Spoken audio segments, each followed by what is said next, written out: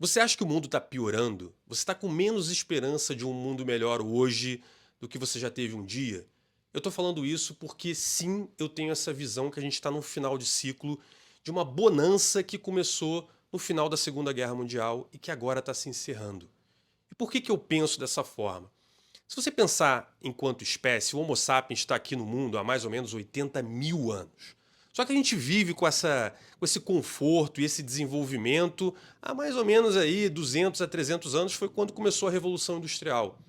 A gente começou a ter um desenvolvimento tecnológico enorme, um desenvolvimento de qualidade de vida, de expectativa de vida aumentando. Antes disso, nós éramos uma espécie que basicamente acordava e corria atrás de comida e dormia, e no dia seguinte começava tudo de novo.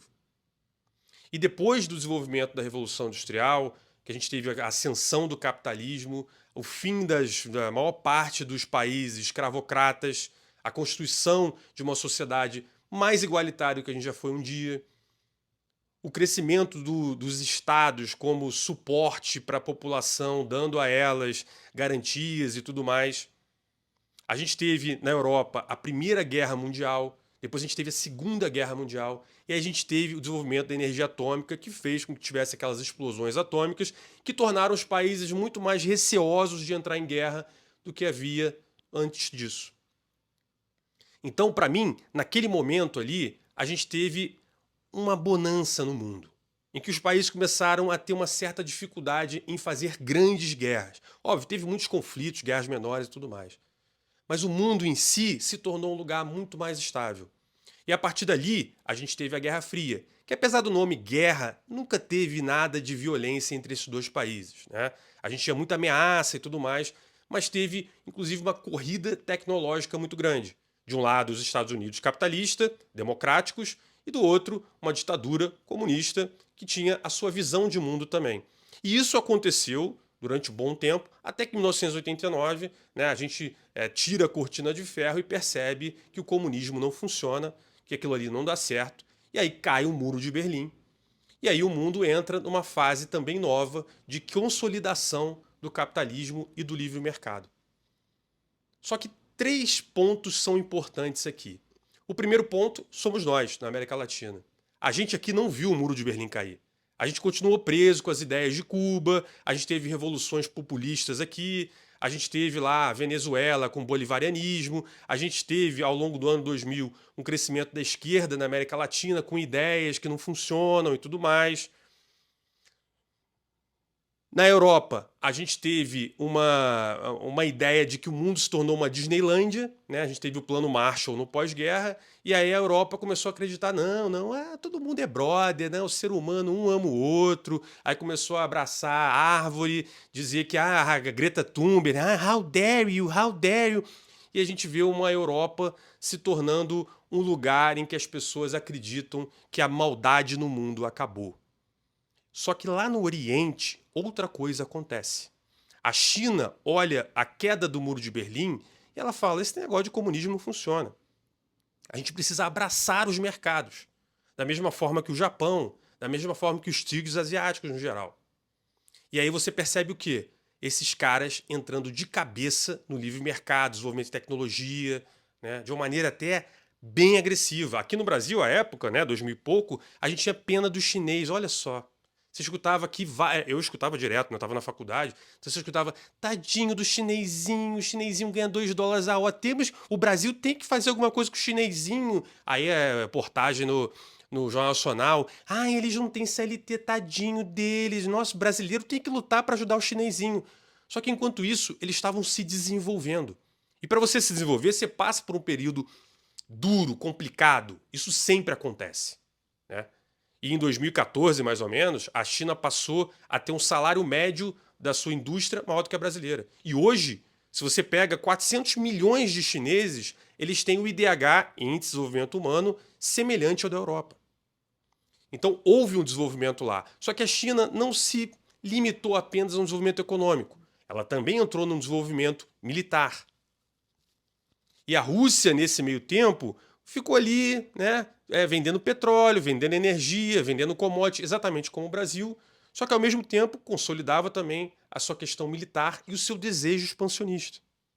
Só que lá na Europa a galera tava ali, meu irmão, ah não, vamos desenvolver tampinha, porque o oceano vai subir 3 centímetros, para tudo, desliga as usinas nucleares, vamos comprar gás russo, militarismo é coisa desses imperialistas americanos, nada disso e tal. Aí começou a considerar o homem menino, não sei o quê, pronome neutro, acreditando que o mundo tinha se tornado um lugar de convivência ali, que todo mundo se amava, e que não é verdade.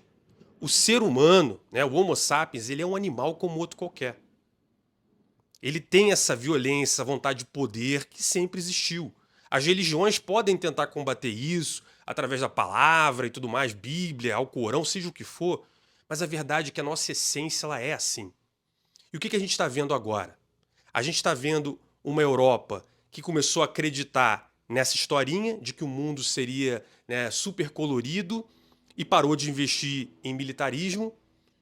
E aí, de repente, você vê uma França completamente endividada. Não sei se você está acompanhando, né? Vou até botar a matéria aqui, mas a França está quebrada. Tá? A França está quebrada. Inclusive ameaça a União Europeia.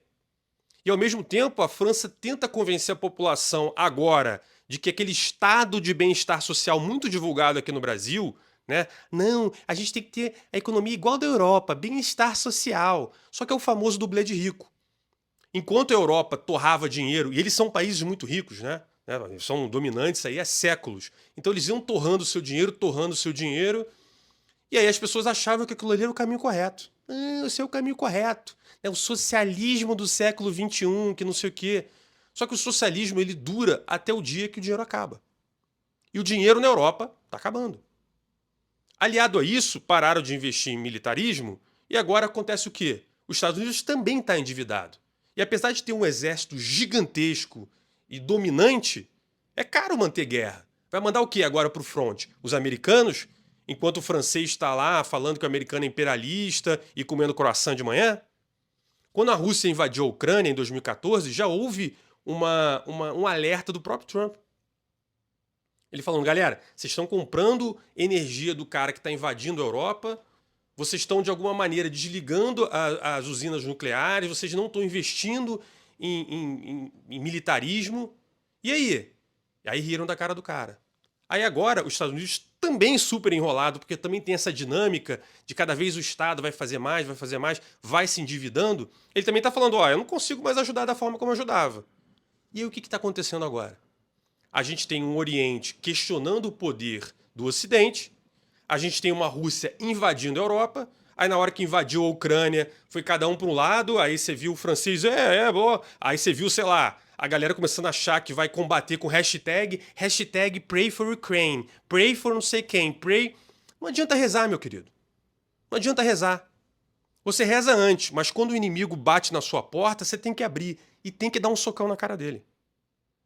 Porque se você achar que alguém vai parar de invadir a Europa só porque você fez um textão no Facebook, porque você fez um hate lá no Twitter ou no X, não vai acontecer. E aí agora a Europa tá... E agora? O que a gente faz? Estamos quebrados. A população acha que o Estado tem um dinheiro infinito. Porradaria acontecendo na França, ninguém quer perder benefício. E aí? Agora o que a gente vai ter que ver, e já estamos vendo, é o quê? A Alemanha voltando a investir em militar. A Alemanha está montando um exército. A Polônia consolidando o maior e mais potente exército da Europa. A França tendo que pensar em desenvolver capacidade militar enquanto ela não consegue pagar mais salário de servidor aposentado.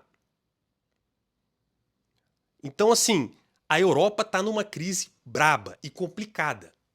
Ela, ao mesmo tempo, tem que controlar suas despesas, só que, ao mesmo tempo, ao longo dos anos, aí, das décadas, achou que isso não precisava, que era uma bobeira, né? Que a população tinha direito a tudo, o cara lá não trabalhava, tinha auxílio-desemprego, não sei quantos mil euros por mês, né? Aquela vidinha maravilhosa, todo mundo votando em partido de esquerda, só que o dinheiro está acabando.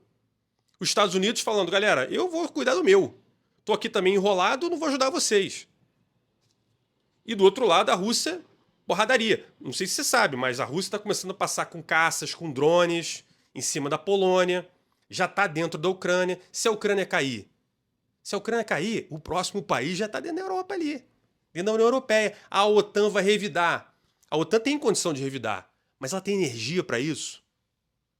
Você acha que ela tem energia?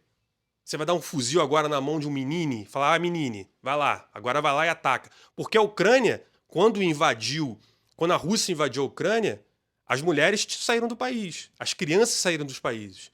Nem todos os idosos saíram dos países, mas os homens ali é pegar em fuzil pra porrada. Milhares morrem todos os meses nessa guerra, nesse conflito que está tendo lá. Então percebe, o mundo não está mais aquela bonança que se imaginava. E aqui no Brasil, a mesma coisa. A gente está vivendo ainda essa expansão fiscal dos governos do Lula, que começou lá em 2002 e continua. Dá bolsa isso, bolsa auxílio, bolsa não sei o quê. E sabe o que está acontecendo com essa nova geração, que reclama que o Itaú demitiu porque não sei tantos cliques, que horrível, não sei o quê. Gente, a gente está vivendo uma outra revolução industrial através da inteligência artificial. Uma porrada de emprego vai acabar. Uma porrada de emprego vai acabar.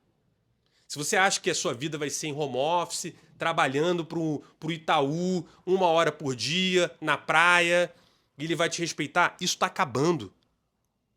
Você só vai trabalhar se a sua produtividade do trabalho valer a pena. Só que quanto maior a tecnologia, maior tem que ser a sua produtividade do trabalho. A inteligência artificial ela pode destruir milhares de empregos. Ela vai construir novos empregos. Mas os novos empregos que a IA vai construir são empregos mais produtivos ainda. Você vai ter que ter mais educação, você vai ter que dominar mais tecnologia.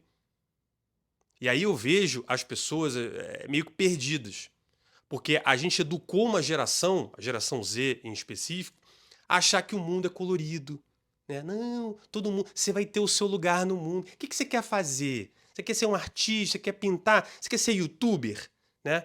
Isso ali explodiu muito na crise sanitária, né? Porque todo mundo começou a assistir youtuber e eu sou um youtuber, tá? Eu ganho uma graninha aqui. Mas essa graninha aqui é um outro que ganha. Você acha que você vai viver desse negócio? Né? Eu vou ganhar o mesmo, sei lá, que o Felipe Neto. Isso não vai mais acontecer, galera. Então toma cuidado. Toma cuidado em achar que o mundo é um lugar colorido. Se você quer se associar a essa comunistinha de internet, né, que vai dizer que a culpa é de não sei quem, culpa de não sei o que lá, vocês podem botar a culpa em quem você quiser. Mas o fato é, o mundo está se tornando um lugar muito mais inóspito, muito mais hostil, tá? E você precisa se preparar. Você precisa estar pronto. Porque se você acha que o mundo vai evoluir para um lugar onde vai todo mundo viver tranquilo e abraçado, acho que o seu pensamento está equivocado.